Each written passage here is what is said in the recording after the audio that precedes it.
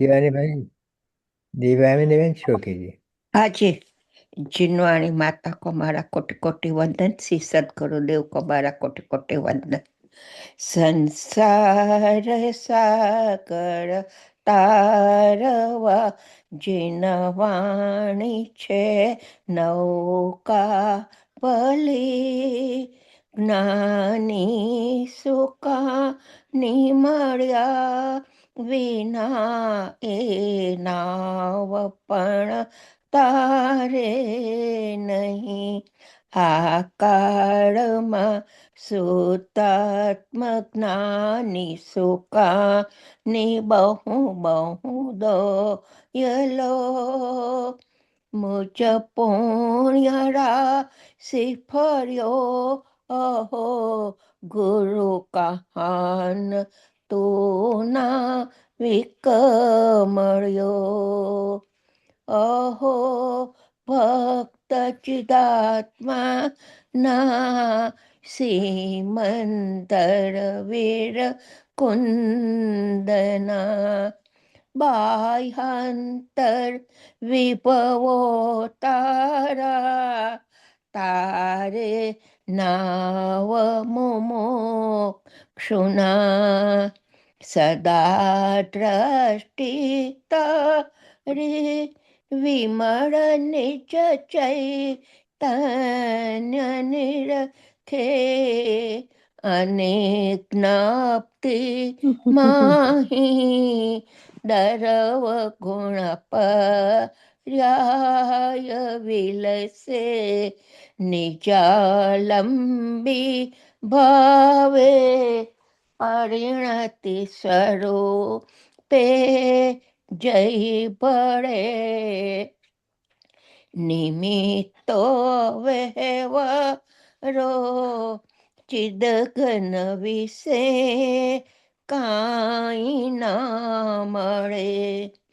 હૈયો સત સત જ્ઞાન જ્ઞાન તબકે, નેવ વજ્રવાણી છૂટે, જેવજ્રે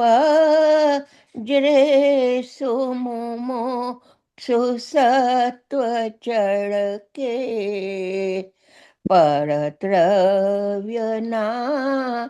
તૂટે, રાગ દ્વેષ રૂચે ન ચંપન વળે, ભાવે દ્રિમા અંશમાં ટંકો તીર્ણ અકંપજ્ઞા ન મહિમા, હૃદયે રહે સર્વદા, નિત્ય સુધા જરણ ચંદ્ર તને નમો, કરુણા અકારણ સમુદ્ર તને નમો, હે જ્ઞાન પોષક સુમેઘ તને નમો, આદાસના જીવન શિલ્પી તને નમો, ઊંડે ઊંડે ઊંડેથી સુખ નિધિ સતના વાયો નિત્ય વહંતી, વાણી ચિન્મૂર્તિ તારી ઉર અનુભવના, સૂક્ષ્મ ભાવે ભરેલી, ભાવો ઊંડા વિચારી અભિનવ મહિમા, ચિત્તમાં લાવી લાવી ખોયે રત્ન પામો મન રથ મનનો, પૂરજો શક્તિશાળી ખોએ રત્ન પામો મન રથ મનનો પૂરજો શક્તિશાળી. બધાને સાદર જય જિનેન્દ્ર. बहुत सुंदर दीवानी बहन, धन्यवाद। थैंक यू जी। शोभना बहन, आपका स्वागत है। हाँ, अपन लेते हैं हाँ, लीजिए। मंगलाचरण।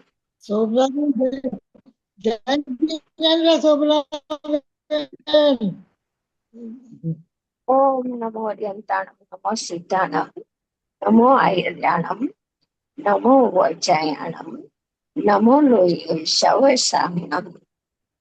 मंगलम भगवान वीरो, मंगलम गौतम गणी, मंगलम कुंद कुंदार्यो,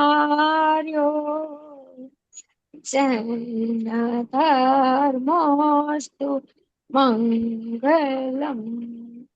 सर्वमंगल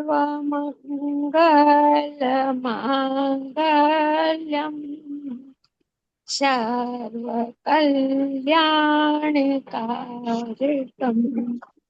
प्रधानम सर्वधर्माणं, जन्म जयतु शासनम। नमः समय साराय, स्वानुभूत्या चकाशते, चित् स्वभावाय भावाय, सर्वभावान्तरचिते।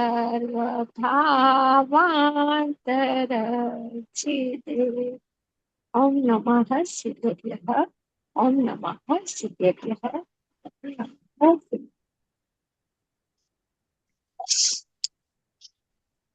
परम पूज्य सद्गुरुदेव श्रीना अनुयायी પૂજ્ય ભાઈ શ્રી એમના વચનામૃતોના બોલનું સંકલન ગુનગુનમાં અમૃત, એનું આપણે ચર્ચા ચાલી રહી છે. એમાં આપણે 157 નંબરનો બોલ આવ્યા છીએ. हाँ जी। 157 નંબર. સમય સારની 11 ગાથા. સમય સારની 11મી ગાથા હૃદયમાં કોતરીને શાસ્ત્ર વાંચજે. કુદરતી અહીંયા પણ આજે બપોરે સમયસાર ચાલે છે. અહીંયા આજે हाँ जी। કુદરતી 11 ગાથા જ શરૂ થઈ. 17મી વખતનું સમયસાર ચાલે છે. बात ઘણા है। ઘણા ભાવો બહુ સરસ સરસ ગુરુદેવે કાઢ્યા છે અલગ અલગતાથી. તો આજે બહુ સરસ લીધું સમયસારની 11 ગાથામાં. 6ઠી ગાથા, 7મી ગાથા અને 11 ગાથાની બહુ અદ્ભુત સંધિ કરાવી. 6ઠી ગાથામાં 3 પ્રકારના વ્યવહારનો નિષેધ કરાયો. આત્મા શુભાશુભ રૂપે કદી પરિણમતો નથી. જો શુભાશુભ રૂપે પરિણમે તો જડ થઈ જાય. આત્મા પ્રમત અપ્રમત રૂપે થતો નથી. પ્રમત અપ્રમત રૂપે થાય તો આત્મા સાપેક્ષ આત્મા જ્ઞાયક ભાવ ન લો. પ્રમત અપ્રમત રૂપે થાય તો જડ થઈ જાય. કેમ કે રાગના અભાવથી જ વિતરાગી દશા થાય છે. તો પૂર્વે રાગ હતો, આત્મા રાગી હતો એમ સિદ્ધ થઈ જાય. એટલે આત્મા ગુણસ્થાન રૂપ થતો નથી. પછી ત્રીજું કે આત્મા માં જ્ઞાન પ્રગટ થાય છે. જ્ઞેયાકાર જ્ઞાન, જેમાં સ્વપદ પ્રતિભાસે છે એવું જ્ઞાન. તો એવું જ્ઞાન પ્રગટ થાય છે ત્યારે શું જણાય છે? તો કે જ્ઞેયાકાર અવસ્થામાં જ્ઞાયક જણાય છે. એમાં પરોક્ષ પૂર્વક પ્રત્યક્ષ. જોકે ઈ પારો નથી ચાલ્યો, પણ ગુરુદેવે સંધિ કરાવી. તો કે 6ઠી ગાથામાં 3 પ્રકારના વ્યવહારનો નિષેધ કર્યો અને સાતમી ગાથામાં ગુણ ગુણીનો ભેદ કાઢ્યો. આત્મામાં જ્ઞાન નથી, દર્શન નથી, એમ કીધું કે છઠ્ઠી ગાથા કરતા સાતમી ગાથા ઘણી સૂક્ષ્મ છે. અને પછી એમ કીધું કે 11 ગાથામાં તો વ્યવહાર સઘળો અભૂતાર્થ છે, કે સીધું એમ મૂકી અને અમૃતચંદ્ર આચાર્ય તો વ્યવહારનો સફાયો જ બોલાવી દીધો સીધો. પછી આ ઉપચારિત અનુપચારિત ના જો 4 પ્રકાર પડે છે એ ગુરુદેવે લીધા. રાગ 2 પ્રકારનો, બુદ્ધિપૂર્વક ને અબુદ્ધિપૂર્વક. એટલે બુદ્ધિપૂર્વક રાગ જણાય છે તો ઈ ઉપચારિત, બુદ્ધિપૂર્વક રાગ જણાય છે તો ઈ ઉપચારિત અસદભૂત વ્યવહાર નહીં છે. ઉપચારિત કેમ કીધું તો કે દૂરવર્તી છે, એટલે રાગ દૂર છે, જ્ઞાનમાંય નથી, જ્ઞાનની પર્યાયમાં રાગ નથી. અસદભૂત કેમ કીધું તો કે અસદભૂત, અસદભૂત કેમ કીધું તો કે અસદભૂત છે ને પોતાની સત્તાથી બહાર છે રાગ, પોતાના દ્રવ્ય ગુણ પર્યાયની બહાર છે રાગ.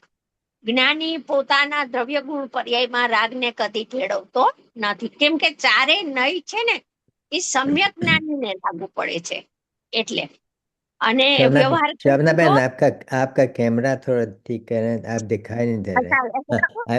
अभी अभी अभी सर ठीक है। और थोड़ा सा और थोड़ा सा और।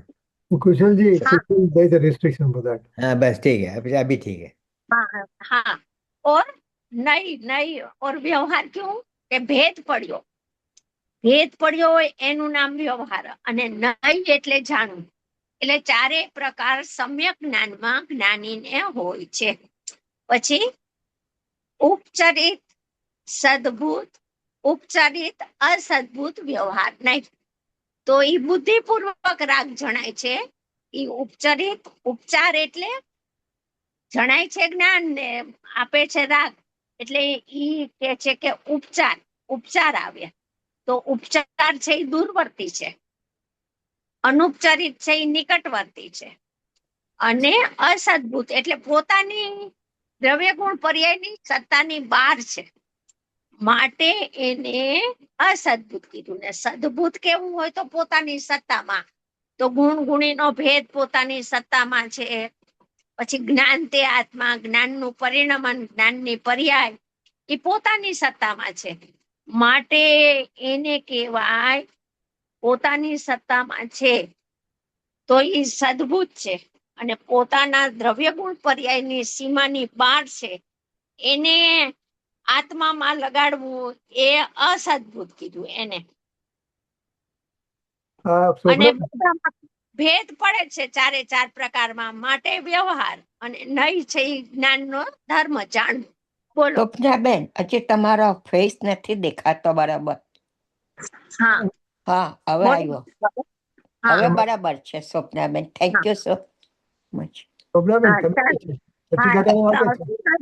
કઈક પૂછતા હતા. છઠ્ઠી ગાથામાં તમે વાત કરી, છઠ્ઠી ગાથામાં એમાં પરોક્ષ અને પ્રત્યક્ષ ની શું વાત કરી? એ તો ખાલી મેં કીધું, ગુરુદેવે એ નતું ખોલ્યું. ગુરુદેવે એમ કીધું કે છઠ્ઠી ગાથામાં 3 પ્રકારના વ્યવહાર નિષેધ કર્યા, 7મી ગાથામાં ગુણગુણીના ભેદનો નિષેધ કર્યો, અને 11મી ગાથામાં એક સાથે 4 પ્રકારના વ્યવહારનો સફાયો બોલાવી દીધો, એમ ગુરુદેવે કીધું. એટલે 2 પ્રકારના તો શુભાશુભ રૂપે આત્મા પરિણમતો નથી, પરિણમે તો જડ થઈ જાય. તો શુભાશુભ ભાવ છે ત્યારે આત્મા નથી પરિણમતો, એટલે એક ઈ પ્રકારનો. અને બીજો ઈ કે આત્મા પ્રમત અપ્રમત રૂપ નથી થતો, અને ત્રીજો વ્યવહાર ઈ કે આત્મા જ્ઞેયાકાર અવસ્થામાં જ્ઞાયક જણાય છે. એટલો ભેદ પડે છે ને હજી જ્ઞાનની પર્યાય. જ્ઞાયક પણે જણાયો, જ્ઞાયક હું છું એમ નહીં, ઈ તો સ્વરૂપ પ્રકાશનમાં હું છું એમ થાય, એટલે જ્ઞાયક પણે જણાયો, એટલે એટલો ભેદ પડ્યો ને. ઈ પણ અનુપચારિત સદભૂત વ્યવહાર નહીં છે. ઉપચાર નીકળી ગયો. ગુરુદેવે ના કીધું, પણ એનો જવાબ શું છે? પરોક્ષ અને પ્રત્યક્ષમાં આજે 11 ગાથા શરૂ કરી અને છઠ્ઠી તો ચાલી ગઈ, પણ આજે સંધિ કરાવી બધી ગાથાની, છઠ્ઠી, 7મી 11ની એમ આ રીતે સંધિ કરાવી. ગુરુદેવે નહોતા ખોલ્યા ત્રણેય પ્રકાર છઠ્ઠી ગાથામાં, પણ એમ બોલ્યા કે છઠ્ઠી ગાથામાં 3 પ્રકારના વ્યવહારનો નિષેધ કરાવ્યો, એમાં ગુણગુણી નથી લીધો, તો ગુણગુણીનો 7મી ગાથામાં લઈ લીધો. એટલે 6ઠ્ઠી ની 7મી ની સંધિ છે.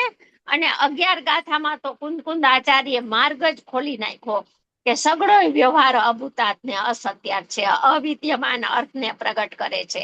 એ રીતે બહુ સરસ ખોલ્યું. એટલે આપણે તો મારે તો આજના ભાવ કહેવાતા, અહીંયા ઈ વાત આવી ને આપણે સમય સારની 11 ગાથા હૃદયમાં કોતરીને શાસ્ત્ર વાંચજે. આ જ્ઞાનીની સંતોની શિખામણ. શાસ્ત્ર કેમ વાંચવું, શાસ્ત્રનો સ્વાધ્યાય કેમ કરવો, પૂજ્ય ગુરુદેવની વાણીમાંથી આપણે શું તારવવું, પ્રવચન સાંભળતા સાંભળતા કોને અગ્ર કરવું અને કઈ વાતને ગૌણ કરવી, એ સમજવા જેવું છે, એ જ શીખવા જેવું છે. સમય સારની 11મી ગાથા હૃદયમાં કોતરીને.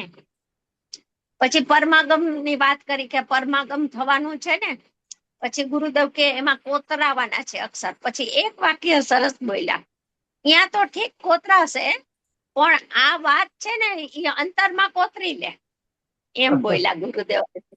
એમ અહીંયા ઈ આવ્યું, હૃદયમાં કોતરીને શાસ્ત્ર વાંચજે. નિગોદનો જીવ દુઃખને ભોગવતો જ નથી. જો લગાવ્યો છે, નિગોદનો જીવ દુઃખને ભોગવતો જ નથી.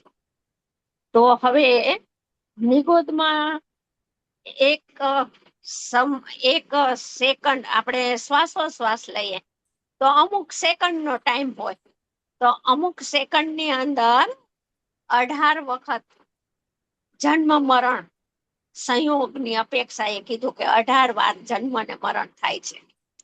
તો એ જન્મ મરણ થાય છે, એ સંયોગનું દુઃખ છે કે બીજું કોઈ દુઃખ છે? જીવને કયું દુઃખ છે? નિગોદિયા જીવને શેનું દુઃખ છે? જન્મ મરણનું દુઃખ છે કે એનાથી એક સૂક્ષ્મ કોઈ બીજું દુઃખ છે? સંયોગનું દુઃખ નથી. સંયોગનું દુઃખ અપેક્ષાએ કહેવાય. નિગોદિયા જીવનું જ્ઞાન બીડાઈ ગયું છે, અક્ષરમાં અનંતમાં ભાગે ઉઘાડ રહી ગયો છે, તો જ્ઞાનનું બીડાવવું ઈ અનંતું દુઃખ છે. ઈ પરમાર્થ વ્યાખ્યા દુઃખની. અને શરીરના જન્મ મરણ થાય છે અને એમાં મમત્વ બુદ્ધિ પડી છે કે હું ઉપજું છું ને હું મરું છું, એવો અભિપ્રાય ચાલુ છે. વિકલ્પ ન હોય, અભિપ્રાય ચાલુ છે. તો એ સંયોગની અપેક્ષાએ દુઃખ કહેવામાં આવે છે. પણ જ્ઞાનનું બીડાઈ જવું ઈ સૂક્ષ્મ વ્યાખ્યા છે. અહીંયા શું કે છે? નિગોદનો જીવ દુઃખને ભોગવતો જ નથી. ઉપદેશ બોધમાં તો આવે, ન આવે એવું નથી કે દુઃખને હું ભોગવું છું. બેનશ્રી પણ કહે છે કે તને આ આટલું બધું દુઃખ છે તો હજી કંપારી કેમ નથી થતી? દુઃખની અનંતી વેદના છે નિગોદમાં, તો તને ધ્રુજારી કેમ નથી આવતી? તને એનાથી થાક અને ભય કેમ નથી લાગતો? તું સ્વભાવમાં કેમ, અમે કહીએ છીએ સુખમય સ્વભાવ છે, તો એમાં આવવાનો તને ઉત્સાહ અને પ્રેમ કેમ જાગતો નથી? એમ. તો અહીંયા કે છે કે સાધક હોય કે આ તો નિગોદિયા જીવની વાત છે, પણ આપણે એમાંથી શું સમજવાનું છે? હવે આપણે એમ કે છે કે પર્યાયમાં દુઃખ છે એને ભૂલી જાતું, ભૂલી જાય, એને ગૌણ કરી નાખ. છે દુઃખ છે, એક સમયની પર્યાયમાં છે, એનો સ્વીકાર છે, એનો નકાર કોઈ કરી જ ન શકે.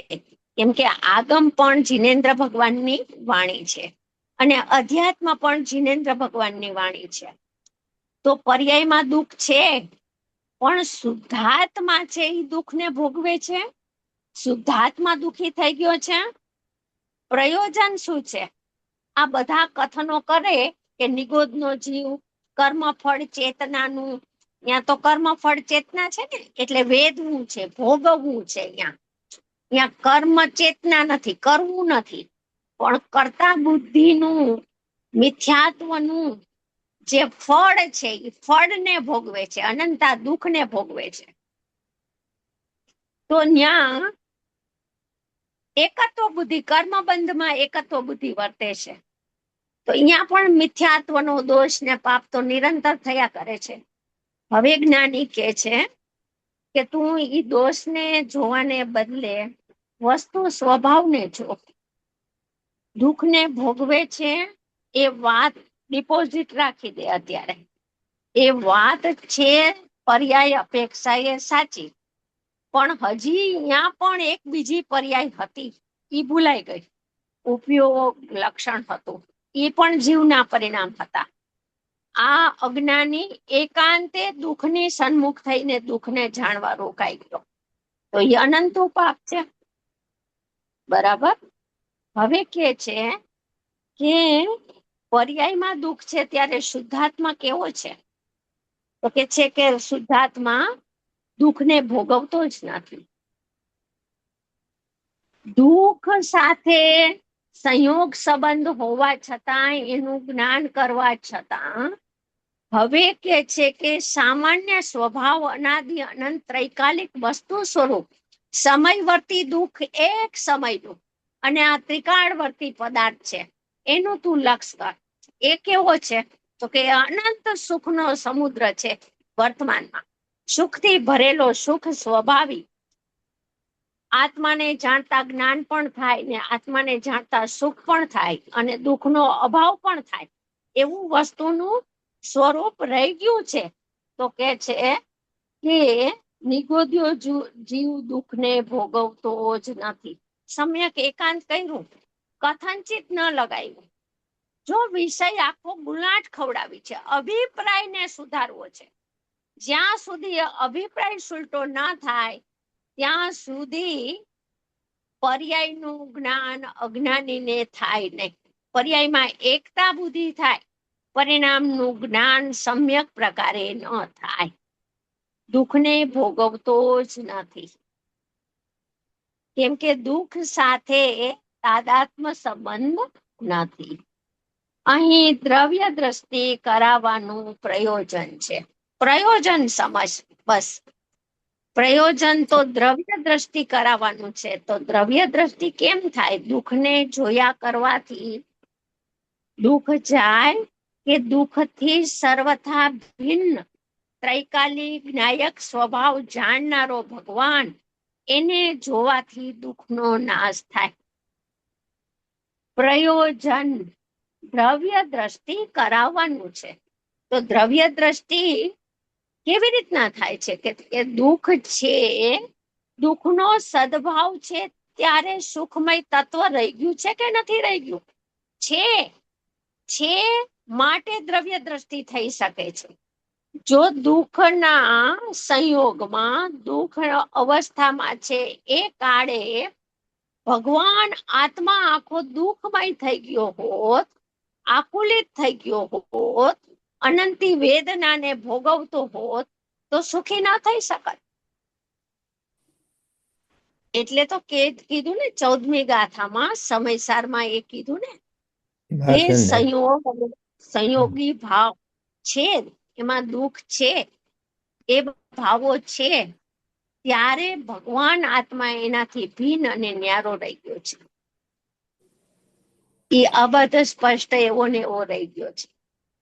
તો અબદ્ધ સ્પષ્ટની દ્રષ્ટિ કરતા જેને દ્રષ્ટિ થઈ તો એને કારણ તત્વ શુદ્ધ જાણ્યું, તો કાર્યમાં પણ શુદ્ધતા આવી.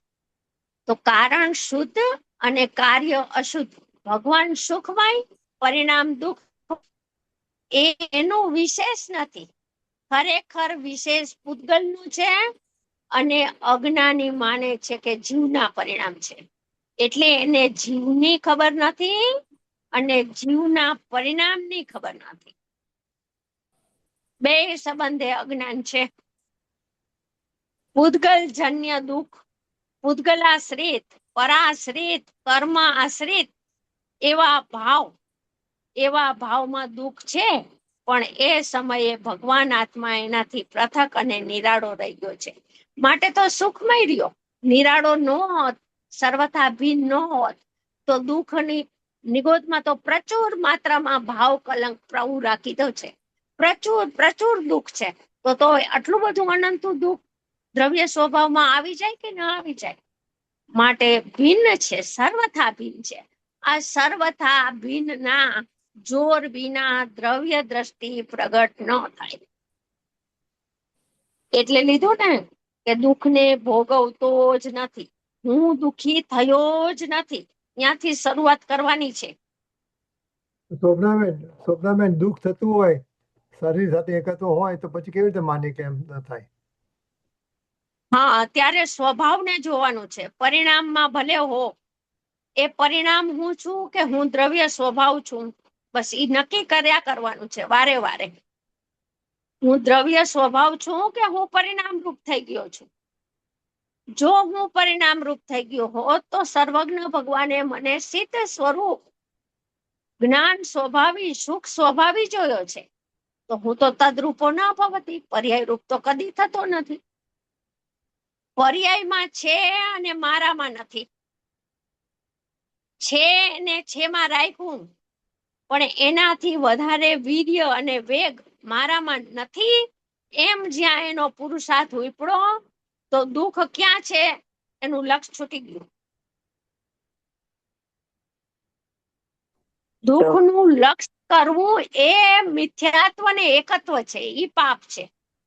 દુઃખ હોવું એ અલગ વસ્તુ છે. દુઃખ છે પણ દુઃખનું લક્ષ કરીને ફરી દુઃખી થાય છે મિથ્યા દ્રષ્ટિ થઈને, એ ભયંકર ભૂલ છે. દુઃખના સમયે હું કોણ છું એ નક્કી કરો. બસ એનું નામ ભેદ વિજ્ઞાન છે, એનું નામ જુદાઈ છે.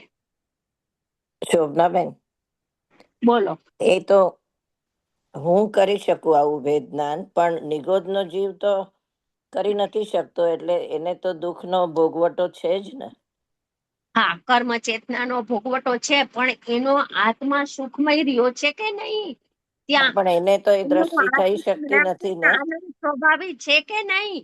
આપણે એમાં જુદાઈ જોવી છે કે એકતા જોવી છે? ભલે એનામાં ભેદજ્ઞાન કરવાની શક્તિ નથી, એટલો ઉઘાડ નથી, મન નથી, સંજ્ઞીપણું નથી, પણ એમાં એનો આત્મા અહીંયા દુઃખમય થઈ ગયો છે કે દુઃખથી નિરાળો છે? નિરાળો છે. જો અહીંયા જુદાઈ તમને દેખાણી, અહીંયા ભેદ દેખાણો દ્રવ્ય પર્યાયનો, તો તમને તમારામાં ભેદ ને જુદાઈ દેખાશે ને કે હું એ દુઃખી નથી થતો.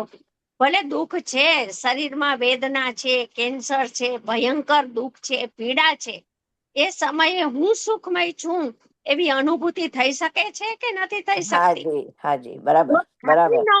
નરકની સાતમી નરકનો જીવ છે, અનંતી દુઃખની વેદનામાં ગુલાટ ખાઈને સુખી ન થઈ શકત, તો સાતમી નરકનો જીવ પણ સમ્યક પામે છે. હાજી, બરાબર છે. એટલે નિગોદની અવસ્થાનો જે આ વાક્ય છે એનો ઉપયોગ કરીને મારા વેદનામાં હું એનો ઉપયોગ કરીને મારા દ્રવ્યમાં હું સ્થિર થાવ. હા, એમાં મને જુદાઈ દેખાશે. દ્રવ્ય પર્યાયની તો મારામાં જુદાઈ દેખાય કે હું પર્યાય રૂપ નથી થતો. પરિણામમાં ભલે હોઉં, પરિણામમાં હોવાનો નિષેધ નથી, બિલકુલ નિષેધ નથી. કોઈ જ્ઞાનીઓએ નિષેધ નથી, પણ પરિણામ જેટલો આખો પોતાને માની લેવો એ તો ભૂલ છે, એ તો અજ્ઞાન છે. એ ભૂલ જ સુધારવી છે આપણે. હા, બહુ સરસ, બહુ સરસ. એટલે મારા માટે એનો ઉપયોગ કરવાનો છે, મારા વેદનાન માટે. બરાબર છે. હા, એને જુદાઈ છે તો મારામાંય જુદાઈ છે. ઈ સુખ આગળ છે તો હું અત્યારે સુખમય છું. એટલે દ્રવ્યની કોટી ઊંચી કે એક સમયની પર્યાયની કોટી ઊંચી? વિચાર કરો. અનંત ગુણનો, શક્તિઓનો સમુદાય, સંગ્રહાલય, એવડો મોટો ભગવાન, ઈ મોટો કે એક સમયની ક્ષણિક નાશવાન પર્યાય મોટું શું છે? દ્રવ્ય સ્વભાવ મોટો છે. હા, તો એની અધિકતામાં દુઃખ ગૌણ થઈ ગયું. બરાબર બરાબર બરાબર. ચાલો, જ્યાં વ્યવહાર આવે ત્યાં સઘળો અભૂતાર્થ સમજ છે. પેલું કહી દીધું તું કે શાસ્ત્ર કેવી રીતના વાંચવું. હૃદયમાં 11મી ગાથા કોતરીને વાંચજે. પછી ચરણાનુયોગનો ગ્રંથ વંચાતો હોય, કર્ણાનુયોગનો હોય કે પ્રથમાનુયોગનો આપણે સ્વાધ્યાય કરતા હોય, એમ ગમે તે ગ્રંથ હોય, પણ બધું જ્યાં જ્યાં વ્યવહાર આવે ત્યાં સગડો હોય અભૂતાર્થ સમજજે. લખી નાખું દરેક હેડિંગ ઉપર કે વ્યવહાર અભૂતાર્થ ને અસત્યાર્થ છે. ક્યાં સુધી લઈ જાય વ્યવહારને? ગુણ ગુણીનો ભેદ અંદરમાં, અનુપચરિત સદબુદ્ધ વ્યવહાર, જ્ઞાન તે આત્મા, એટલો ભેદ પોસાતો નથી અનુભવમાં. એટલો ભેદ પણ અનુભૂતિને સહ્ય નથી. અનુભૂતિ એનાથી પણ દૂર થઈ જાય છે. એવા ભેદમાં અનુભૂતિ રહેતી નથી, દૂર થઈ જાય છે. તો પછી આત્મા રાગને કરે છે ને દુઃખને ભોગવે છે.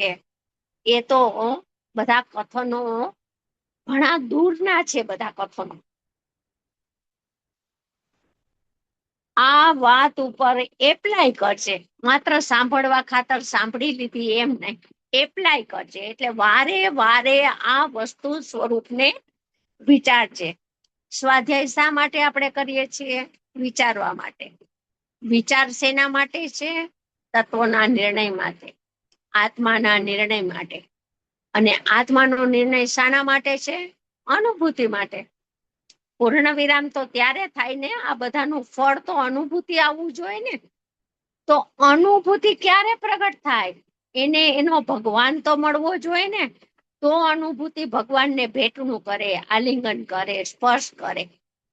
પણ આપણે એને વિષય જ ના આપ્યા કરીએ ને આપણે રોદણા જ રોયા કરીએ, બધું પરિણામથી જ વિચાર્યા કરીએ ને દ્રવ્ય સ્વભાવને તો ઓझલ જ રાખ્યા કરીએ. દ્રવ્ય સ્વભાવ તો સદા ઢંકાયેલો જ પડ્યો હોય ને પરિણામથી જ જોવાની અનાદિકાળના સંસ્કાર છે. અનાદિકાળની આ વૃત્તિ ને પ્રવૃત્તિ ચાલુ છે. હવે તો ગુલાટ ખાવાની છે આપણે. હવે જે અનંતકાળથી ભૂલ કરી છે, એ ભૂલને ભાંગવી હોય, એ ભૂલનો નાશ કરવો હોય, તો ઉપાય તો કોઈ જુદો હોય ને.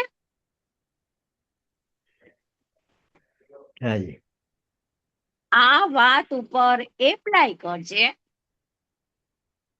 વારંવાર એ વસ્તુને, સ્વભાવને, સ્વરૂપને યાદ કરજે, ચિંતન કરજે. 11મી ગાથા ન લખાઈ હોત તો જીવોને માર્ગ ખ્યાલમાં જ ન આવત. પૂજ્ય ગુરુદેવ શ્રીને સમ્યક દર્શનમાં 11 ગાથા અને 143 ગાથા, 2 ગાથા નિમિત્ત થઈ છે. બરાબર. તો અહીંયા કે છે 11મી ગાથા ન લખાઈ હોત તો કુંદકુંદ આચાર્ય આ વ્યવહાર સગળો અસત્યાર્થ ને અભૂતાર્થ અને અમૃતચંદ્ર આચાર્ય આવી ટીકા ન કરી હોત તો જીવોને માર્ગ ખ્યાલમાં ન આવત. કોઈ પણ પ્રકારના વ્યવહારમાં અટકેલો છે, વ્યવહારને નિશ્ચય માને છે, વ્યવહારને સ્વભાવ માને છે. થાય છે બધું પરિણામમાં. વ્યવહાર એટલે ભેદો, પરિણામો એમાં છે. અને પરાશ્રિત હો કે ભેદાશ્રિત પરિણામ હો, પણ એમાં છે પરિણામમાં બધો ધર્મ. અને માને છે એવો સ્વભાવ. તો સ્વભાવ તો તીરોભૂત રહી ગયો સદાય. એટલે કે છે જીવોને માર્ગ ખ્યાલમાં જ ના આવે. આટલું તત્વ, આટલું દ્રવ્ય સ્વભાવનું નિરૂપણ, આટલો ભગવાન આત્માનો મહિમા ગુરુદેવે આપણને સમજાવ્યો. આપણે સાંભળો પ્રેમથી, આપણને ગમે પણ છે, રુચિમાં પણ આવે છે. છતાં પણ આપણે નિર્દય થઈ અને અદયમ શબ્દ છે શાસ્ત્રમાં, નિર્દયપણે વ્યવહારનો નિષેધ કરી શકીએ છીએ. એવી શક્તિ કેળવાય છે આપણી અંદરમાં. એવું અંદરમાંથી, ઊંડાણમાંથી જોર આવે છે કે આ વ્યવહારિક જે પ્રકારના ભાવો છે, એ ભાવો રૂપ હું કદી પરિણમતો જ નથી. લાગે છે એવું સ્વભાવનું જોર અંદરમાંથી ઉઠે છે, એવો આંતરડીમાંથી, અસંખ્ય પ્રદેશમાંથી અવાજ આવે છે અંદરમાંથી. તો સ્વભાવની તમને ગરિમા અને મહિમા તમને અંદરમાંથી આવે છે. અને જેને સ્વભાવની ગરિમા અને મહિમા આવે અને સ્વભાવ ઉર્ધ્વતાપૂર્વક ઉર્ધ્વ રહેવા માંડે, એ પરોક્ષ અનુભૂતિમાં આવીને પ્રત્યક્ષ થઈ જ જાય. નિયમ છે. ચાલો આ બોલ આપણો 157. શોભનાબેન, ગુરુદેવે ભાઈ શ્રી જયારે શરૂઆતમાં જતા વ્યાખ્યાન સાંભળવા ને ખબર પડી હતી કે ભાઈ શ્રી આવે છે, આવવાના છે રાજકોટ થી, તો ગુરુદેવે 11મી ગાથા એકચ્યુઅલી સમયસર ફરીવાર શરૂ કરેલો. હા, અને પહેલી વખત પૂજ્ય ભાઈ શ્રી ને સ્ટાર્ટિંગ હતું. આમ તો બધા 40 વર્ષની ઉંમર પછી ભણ્યા સિદ્ધાંત પ્રવેશિકા, એટલે પેલા શરણારામ પાસે જતા, એટલે ઈ પંડિત હતા અને એનો સારો અભ્યાસ હતો આગમનો. અધ્યાત્મની તો ચાંચ કોઈ પેલાના વખતના વિદ્વાનોને નહોતી ડૂબતી, પણ આગમના સારા પાઠી અભ્યાસી હતા બધા. તો એમ કે ગુરુદેવની વાત સમજવી હોય તો સિદ્ધાંત પ્રવેશિકા તો ભણવી જોઈએ. તો જ ભાષાનું જ્ઞાન તો હોવું જોઈએ ને, કે દ્રવ્ય શું, ગુણ શું, વ્યંજન પર્યાય કોને કહેવાય, અર્થ પર્યાય કોને કહેવાય, એ શબ્દનું ભાવભાષણ તો થાય કે ભાવ પકડાવવો જોઈએ. એટલે એની પાસે ગયા, સમજ્યા, પછી એ થોડા નિમિત્તની પ્રધાનતા વાળા હતા, અને પછી વર્ણિજીનો બી સાંભળ્યું હશે, પરિચય કર્યો હશે. પછી ગુરુદેવ પાસે જાય તો ગુરુદેવને ખબર પડી, ચંદુભાઈ ડોક્ટર, રતિભાઈ ખિયા, નવરંગભાઈ ડોક્ટર, પૂજ્ય ભાઈ શ્રી, બધા 2-3 ગાડીઓ લઈ અને રાજકોટ થી જાય દર રવિવારે. અને ગુરુદેવને ખબર પડી કે આ બધા છે તો વર્ણિજીમાં નિમિત્તાધીન દ્રષ્ટિ વાળા થઈ ગયા છે બાળકો. એટલે ગુરુદેવ 11 ગાથાનો ભાવાર્થ ખોલીને વાંચે અને સંભળાવે. એટલે એક વખત રવિવારે ગયા તો 11 ગાથાનો ભાવાર્થ ચાલતો હોય વિષય બીજો, અને 11 ગાથાનો ભાવાર્થ કાઢીને વાંચે. એટલે આ લોકોને કે વ્યવહાર છે અનાદિ પ્રાણીઓને, સંસારી જીવોને, ભેદરૂપ પ્રાણીઓને વ્યવહારનો પક્ષ તો અનાદિથી ચાલ્યો આવે છે, અને શુદ્ધ નહીંનો પક્ષ તો કદી આવ્યો નથી. અને પરસ્પર વ્યવહારનું જ ઉપદેશ દે છે. આચાર્યપણું પણ વ્યવહારનું જ આચાર્યપણું કરે છે પરસ્પર. પોતે પણ વ્યવહારથી માને, બીજાને પણ વ્યવહારનો ઉપદેશ આપે. અને એનું ફળ સંસાર છે. તો ગુરુદેવ કહે, પછી એક વખત ખબર ના પડી, પછી બીજી વખત ગયા તો ફરી ગુરુદેવે 11 ગાથાનો ભાવાર્થ કાઢ્યો, ત્યારે લાઈટ ન થઈ. ત્રીજી વખત ગયા તો ગુરુદેવે ત્રીજી વખત પણ ગમે તે શાસ્ત્ર ચાલતું હોય એમાં સમાચારની 11 ગાથાનો ભાવાર્થ કાઢીને જયચંદ પંડિતજીને ભાવાર્થ કરતા ને વાંચે ને સંભળાવે. ત્યારે પૂજ્ય ભાઈ લાઈટ થઈ ગઈ એકદમ, કે અરે ઓહો, ગુરુને અનંતી કરુણા આપણા ઉપર આવી છે.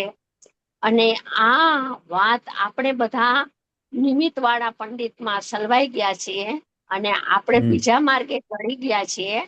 અને આ તો આપણા માટે અને મારા માટે જ આ ટકોર છે. આ મને જ ગુરુ કહે છે એમ પોતા ઉપર જ એને ઓઢી લીધું, અને આ તો બધું મારા માટે કહે છે એમ કરી અને એને આખું પોતાનો ગોલનનો વિષય પલટી નાખ્યો. જો આ શરૂઆત લાયક શિષ્યની, ગોલનનો વિષય પલટી નાખ્યો, આખો સ્વભાવ લઈ લીધો કે ઓહો, આ 11 ગાથા તો અદ્ભુત છે. એટલે ભાઈશ્રીની શરૂઆત ત્યારથી, એની શરૂઆત, સાચી શરૂઆત ત્યારથી થઈ, સમજો. આ તો ઉષાબેને કીધું ને એના. કારણ કે ગુરુદેવને 11મી ગાથાનું એટલું બધું મહત્વ હતું, પણ લોકોને સમજાતું નહોતું, ને ભાઈશ્રી માટે તો એ નિમિત્ત રૂપ થઈ ગયા. એમના માટે થઈને ગુરુદેવ ફરી એમનું ધ્યાન દોરવા કરતા હતા વધારે. પછી ભાઈશ્રીએ પણ એમ જ કર્યું, ગુરુદેવના પંથે જ ચાલ્યા. એને 11 ગાથાનો ભાવાર્થ ખૂબ સભામાં વાંચ્યો, વારંવાર, કે આ ભેદરૂપ વ્યવહારનો પક્ષ તો જીવને અનંતકાળથી છે, અને શુદ્ધ નહીંનો પક્ષ તો કદી આવ્યો જ નથી. શોભનાબેન, એક સવાલ છે. આપણે અહીંયા કેમ કહીએ છીએ કે સગળો વ્યવહાર જ્યાં આવે ત્યાં સગળો અભૂતાર સમજજે. હવે એ શ્રદ્ધાની અપેક્ષા વાત છે. આપણે આગમથી વસ્તુનું સ્વરૂપ સમજવું છે, એ તો વ્યવહારથી સમજીએ છીએ ને. હા, એ તો વ્યવહારથી સમજ્યા. પેલા આગમ ભણીને તો આવ્યો. હવે સમયસાર છે એ અધ્યાત્મ પ્રધાન શાસ્ત્ર છે ને, દ્રવ્ય દ્રષ્ટિ પ્રગટ કરાવનારું શાસ્ત્ર છે ને, દ્રષ્ટિ પ્રધાન ગ્રંથ છે કે નહીં? 11 ગાથા બરાબર. દ્રષ્ટિ પ્રધાન છે ને, તો દ્રષ્ટિ કેમ નિર્મળ થાય એની મુખ્યતાથી હવે આવશે ને સમયસારમાં બધું નિરૂપણ. પહેલા વ્યવહારથી સમજવું તો પડશે ને. પણ સમજી તો લીધું, એને સમજી ગયો, પછી હવે એને વળગી રહેવાનું તો નથી ને. આપણે સમજી લીધું, ઘણી વાર સમજી લીધું. પછી સ્વભાવમાં હવે આપણે આગળ કેમ વધવાનું, સ્વભાવનો પક્ષ કેવી રીતના આવે, એવો એને વિચાર તો બદલવો પડશે. વિચારની કોટી, વિષય બદલે તો વિચારની કોટી બદલે ને ભાઈ. વિષય નથી આવતો એટલે વિચાર કોટી નથી બદલતી. એટલે અભૂતાર સમજે એમ કેવું છે, એ શ્રદ્ધા અપેક્ષાએ છે, જ્ઞાન અપેક્ષાએ નહીં. નહીં, જ્ઞાન અપેક્ષાએ તો પરિણામ બધા ગૌણ થાય છે. ગુરુદેવ કે ને, અહીંયા દ્રવ્યમાં અભાવ છે, ત્રિકાળી દ્રવ્યમાં પરિણામની અભાવ છે, નાસ્તિ છે, અવિદ્યમાન પણ છે. પણ પર્યાયમાં તો છે. એ પર્યાય એ સમયે એક સત ક્યાં વયું જાય, અને એ પર્યાયમાં જ અનુભૂતિ થાય છે. ત્યારે એ અનુભૂતિ નથી દેખાતી. એ અનુભૂતિ વાળી પર્યાયને ત્રિકાળી દ્રવ્ય સ્વભાવ દેખાય છે, કે હું તો ટંકોદ કિરણય એક નાયક ભાવ છું. એ તો લીલા છે.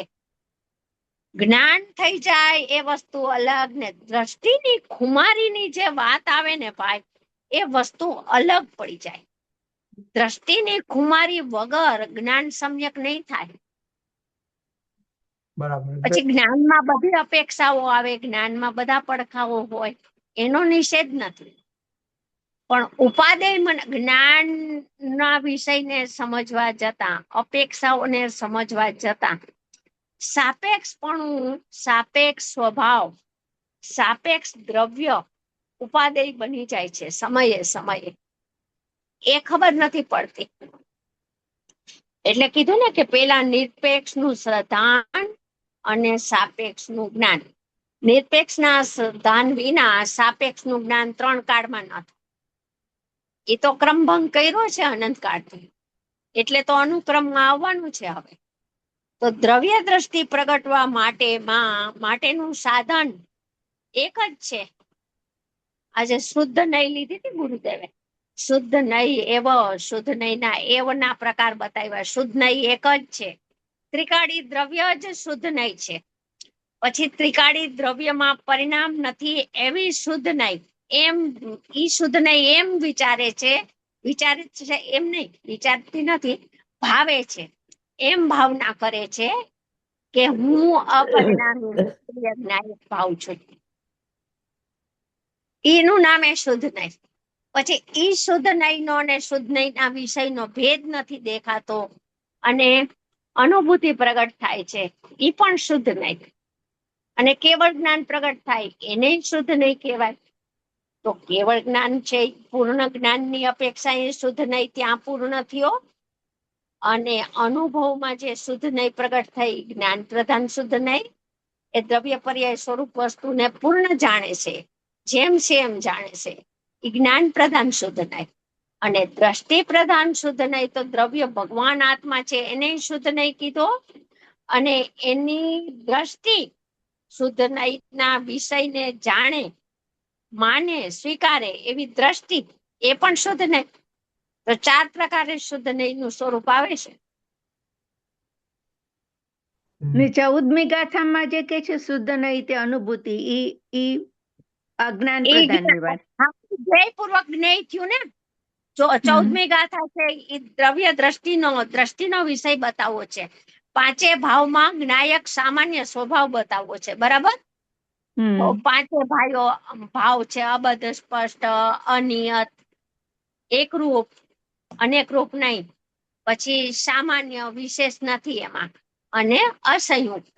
એવા 5 ભાવોમાં બતાવવો છે સામાન્ય, વિશેષો બધા ન્યારા છે, ભેદો નથી બધા. પછી એના બધા પાંચેમાં દાખલા આપ્યા છે, દ્રષ્ટાંત આપ્યા છે. સોનાના દ્રષ્ટાંત ને કમલી यहाँ ले आओ, मैं सुन रहा हूँ। ચાલો, આ આપણો બોલ પૂરો થયો. હવે આમાં કઈ પૂછવાનું તો છે નહીં. શરૂઆતમાં તમને રજનીભાઈ પૂછેલું કે છઠ્ઠી ગાથાના રેફરન્સમાં તમે પરોક્ષ પ્રત્યક્ષની વાત જરા કીધી ને તમારા અભિપ્રાય પ્રમાણે જણાય છે. હા હા, તો ન્યા તમે તમારો કહેવાનો ભાવ શું હતો? એટલે ન્યા જે જ્ઞેયાકાર અવસ્થામાં જ્ઞાયકપણે જણાયો, એ જ્ઞાયકપણે જણાયો. બરાબર. છઠ્ઠી ગાથામાં ટીકામાં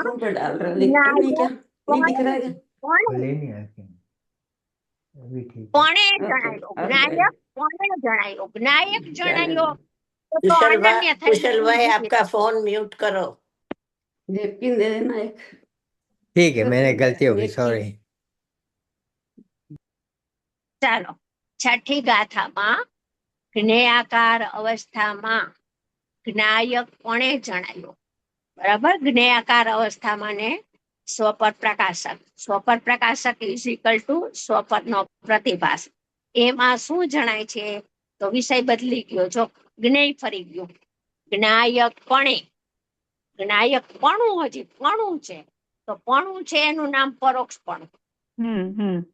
પ્રત્યક્ષ નથી. પણું એટલો ભેદ પડે છે. હજી જ્ઞાનની પર્યાય નો ને જ્ઞાયક નો ભેદ છે, વિકલ્પમાં ઉભો છે. જ્ઞાયકપણે જણાયો, વિષય બદલી ગયો. એકલો જ્ઞાયક જણાય છે જ્ઞાનની પર્યાયમાં, એમ જ્ઞાનની પર્યાય પોતાને સ્વીકાર કર્યો કે હું તો જ્ઞાયક જ છું ને મને મારું જ્ઞાયક જ છે, મને જ્ઞાયક જ જણાય છે. હવે એટલો ભેદ પડે છે, જ્ઞાયક જણાય છે એટલો ભેદ, તો એનું નામ પણું, એનું નામ પરોક્ષપણું, એનું નામ અનુમાન. અને સ્વરૂપ પ્રકાશનની અવસ્થામાં જ્ઞાયક તો જ્ઞાયક જ છે, એનું નામ પ્રત્યક્ષ. ત્યાં પરોક્ષ નો વ્યય અને પ્રત્યક્ષ નો ઉત્પાદ. ત્યાં સ્વાનુભવ, વિકલ્પ દશા. એમ મને તો તમારો એ જ હશે અભિપ્રાય, એટલે પાક્કો કરતી હતી. એટલે જ્ઞાયક પણ જણાવો ત્યારે જ્ઞાનની પર્યાય જણાવી, જ્ઞાયક ને જણાવો, સ્વરૂપ પ્રકાશ જ્ઞાયક જણાવો. હા, જો 17,000 ગાથા જેવું છે. ગુરુદેવ બે વાત લેતા હોય, પણ ભાઈશ્રી નો લે ક્યારે. ભાઈશ્રી ત્રિકાળી દ્રવ્ય જ લે કે જ્ઞાયકપણે જણાયો. જણાય છે ક્યાં? પર્યાયમાં. સ્વીકાર કોણ કરે છે? પર્યાય. પણ વિષય કોણ છે? તો કે જો પરોક્ષમાં પણ સ્વપ્રકાશકમાં આવી જાય છે, વિકલ્પ વાળી દશામાં પણ સ્વપ્રકાશક લે છે કે હું જ્ઞાયક જ છું અને એ જ મારું જ્ઞેય છે.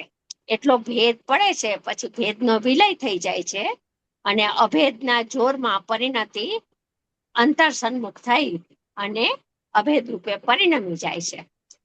પણ વિષય તો કે સ્વપ્રકાશક. ક્યારે? તો કે ભેદવાળી દશામાં સ્વપ્રકાશક ને નિર્વિકલ્પ થયો ત્યારે સ્વપ્રકાશક. જો સ્વપર પ્રકાશક માંથી સ્વપ્રકાશક માં લાવ્યા, જ્ઞેયાકાર અવસ્થા રાખી સ્વપર પ્રકાશકપણું રાખ્યું, સ્વપર નો પ્રતિભાસ રાખ્યો, એટલે સ્વપર પ્રકાશક નો અર્થ જ સ્વપર નો પ્રતિભાસ થાય છે. બેને જાણે છે એવો અર્થ તો ત્રણ કાળમાં છે જ નહીં. હવે સ્વપર પ્રકાશક રાખી અને સ્વપ્રકાશકમાં આવે અને અનુભવ થાય તો સાક્ષાત પ્રગટપણે સ્વપ્રકાશક પ્રગટ થાય અને એ જ સમયે પાછું સ્વપર પ્રકાશક થાય. આનંદ જણાયો, સમય એક જ.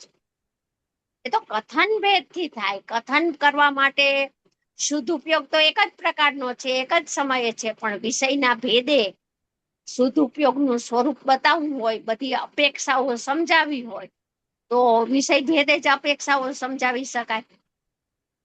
એટલે રાજનભાઈ થોડું શોર્ટકટ કર્યું.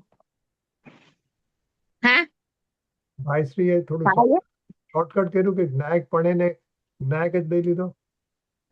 હા, એટલે ઈ પર્યાય ઓલું તમે 17-18 ગાથા જેવું પૂછ્યું ને, પર્યાય, જ્ઞાનની પર્યાય, એટલે ભાઈશ્રી નથી લેતા પર્યાય. પર્યાયમાં દ્રવ્ય જણાય છે એમ કે. ઓકે. એટલે કે છે ને ભાઈશ્રી ખરેખર એમ જ કે છે કે સ્વપ્રકાશક એકચ્યુઅલી સ્વપ્રકાશક જ છે, માટે સ્વપર પ્રકાશક ને વ્યવહાર કીધો છે ને? હા, સ્વપર પ્રકાશક છે. જો સ્વપર પ્રકાશક 3 પ્રકારે આવે. આપણા બધાની વાત કરું છું, જીવ માત્ર ની વાત કરું છું. હવે નીચેનો બોલી ઈ જ છે, આપણે લઈએ જ લઈએ. ના, નીચેનો જુદો છે. હા, ઈ જ છે, ઈ જ આવશે. સ્વપર પ્રકાશક 3 પ્રકારે છે. આપણે 15 મિનિટ બાકી રહી, 15 મિનિટ. હવે આપણે બીજી વાત કરવી છે ને? ટાઈમ થઈ ગયો અને 15 મિનિટ બાકી છે આપણે તમારા સેશન તો ની. 5 મિનિટ લઈ લો. ઓલો સ્વપર પ્રકાશક નો ઉષાબેને પોઈન્ટ કીધો છે ને, બતાવી દો. જો નિગોદિયામાં ને આપણી બધાની વાત છે, જીવ માત્રની. હા, જ્ઞાની અજ્ઞાની ની નહીં ભેદ પાડતા અત્યારે. તો એક સ્વપર પ્રકાશક ને વ્યવહાર પણ કહેવાય, એ જ સ્વપર પ્રકાશક ને નિશ્ચય પણ કહેવાય, અને એ જ સ્વપર પ્રકાશક ને સ્વભાવ પણ કહેવાય. જો જ્ઞાનની પર્યાય એક, સમય એક, કોઈ અપેક્ષા એને વ્યવહાર કીધો, કોઈ અપેક્ષા એને નિશ્ચય કીધો, અને કોઈ અપેક્ષા એને સ્વભાવ કીધો. બરાબર? તો સ્વભાવ કઈ રીતે? તો કે ઉપયોગ પ્રગટ થાય છે, અને એની સ્વચ્છતામાં સ્વપરનો પ્રતિભાસ નિરંતર થાય છે. એને પરની અપેક્ષા નથી ને સ્વની અપેક્ષા નથી. પોતે સ્વતંત્રપણે સ્વતઃ સિદ્ધ સ્વપરના પ્રતિભાસ રૂપે ઉપયોગ, સ્વચ્છ ઉપયોગ પરિણમે છે. તો એવો સ્વભાવ છે, એને કોઈ મિટાવી ન શકે, એમાં કોઈ ફેરફાર ન કરી શકે, એવો અનાદિ અનંત ઉપયોગનો સ્વભાવ છે. એટલે ગુરુદેવ એમ કે છે ને કે સ્વપર પ્રકાશક સ્વભાવ છે, એનો નિષેધ ના હોય. તો આ વસ્તુ આમ સમજવાનું. બરાબર? હવે સ્વપર પ્રકાશક છે એ નિશ્ચય છે. બરાબર? સ્વપર પ્રકાશક નિશ્ચય છે. હાજી. તો કે કયો સ્વપર પ્રકાશક નિશ્ચય છે? તો કે અંદરમાં સ્વપ્રકાશક પૂર્વક સ્વપર પ્રકાશક પ્રગટ થયો ને, તો એમાં આનંદ જણાનો ને, આનંદ નું વેદન આવ્યું ને, એને પ્રત્યક્ષ આસ્વાદ્યો ને, આનંદ નું જ્ઞાન પણ થયું એ જ સમયે. તો એ સ્વપર પ્રકાશક નિશ્ચય છે.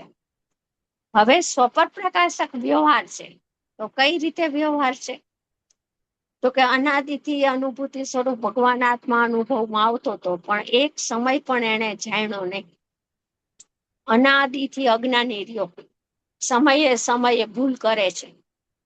ભગવાન તો સમયે સમય જણાય છે, પણ એ રાગી હું ને રાગને હું જાણું છું એમ કરી અને એને પરલક્ષ કરી અને પરિણમ્યો.